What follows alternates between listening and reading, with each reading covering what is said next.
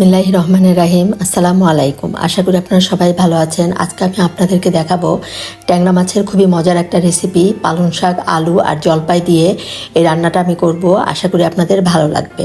এই রান্নাটা করার জন্য এখানে আমি কয়েকটা আলু এভাবে কুচি করে কেটে নিয়েছি, আর এখানে ট্যাংরা মাছ ভালো করে কেটে ধুয়ে পরিষ্কার করে নিয়েছি।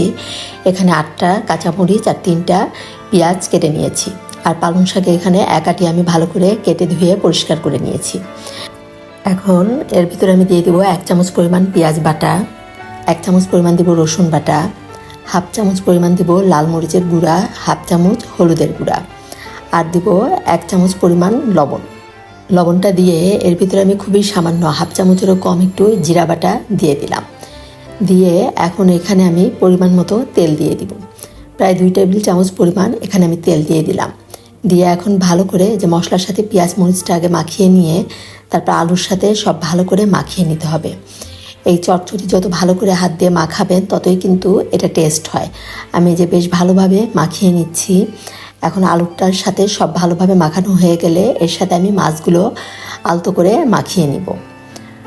মাছগুলো ভালো করে মাখিয়ে নিয়ে এর ভিতরে আমি পরিমাণ মতো হাফ কাপ পরিমাণ পানি দিয়ে দিব। হাফ কাপ পরিমাণ পানি দিয়ে এখন এটা আমি ঢাকনা দিয়ে ঢেকে মিডিয়াম হিটে রান্না করে নিব। ভালো মতো একটা বলক ওঠা পর্যন্ত আমি প্রথমে এটা রান্না করে নিব। এই ধরনের তরকারি খেতে কিন্তু এখন খুবই মজা লাগে। আপনারা যারা এভাবে পালং শাক দিয়ে চচ্চড়ি করে খাননি অবশ্যই একবার খেয়ে দেখবেন, খুব ভালো লাগে। এই যে ভালো মতো বলক ওঠার পরে এখন আমি পালং শাকগুলো দিয়ে দিলাম। পালং শাকগুলো দিয়ে এর ভিতরে আমি আরও 2টা কাঁচামরিচ দিলাম, কারণ এই ধরনের তরকারি একটু ঝাল ঝাল হলে খেতে ভালো লাগে। এখন শাকটা কমে আসা পর্যন্ত আমি ঢাকনা দিয়ে ঢেকে এটা 5 মিনিটের মতো রান্না করে নিব। এই রান্নাটা কিন্তু খুব তাড়াতাড়ি হয়ে যায়, বেশি সময় লাগে না এই রান্নাটা। এই রান্নাটা কেমন লাগলো অবশ্যই আপনারা আমাকে কমেন্ট করে জানাবেন, আর ভালো লাগলে অবশ্যই একটা লাইক দিবেন। আর যারা এখনও সাবস্ক্রাইব করেননি সাবস্ক্রাইব করে আমাকে এগিয়ে যেতে সহযোগিতা করবেন। এই যে একটু ভালো করে নেড়ে নিয়ে আবার ঢাকনা দিয়ে ঢেকে আমি 2-3 মিনিটের মতো এটা রান্না করে নেব। আর এখন দিলাম হাফ চামচের একটু কম লবণটা দিয়ে এখন ঢাকনা দিয়ে ঢেকে দিলাম।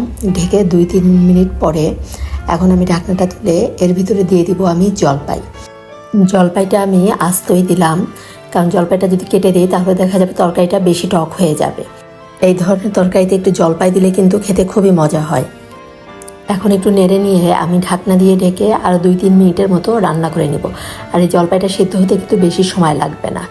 এই যে হয়ে গিয়েছে আমার ট্যাংরা মাছের চচ্চড়ি।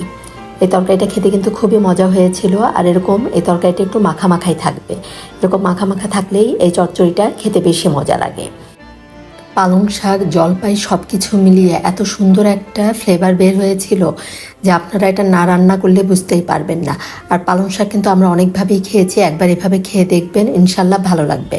ধন্যবাদ সবাইকে, সবাই ভালো থাকবেন। আল্লাহ হাফেজ।